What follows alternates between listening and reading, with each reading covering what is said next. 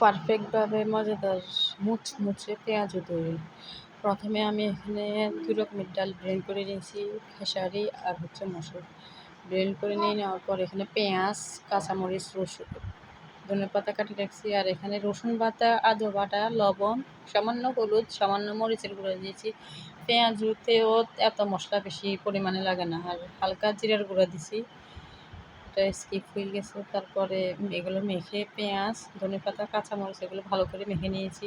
পেঁয়াজের মধ্যেও এত বেশি জিরা, তারপরে গুঁড়া মরিচ, তারপরে হলুদ এগুলো বেশি দিলে পেঁয়াজটার স্বাদ ওরকম আসে না। পেঁয়াজের মধ্যে ধনেপাতা, কাঁচামরিচ, পেঁয়াজ এগুলো একটু বেশি করে দিয়ে মেখে খাইলে ওভাবে ভালো লাগে খেতে।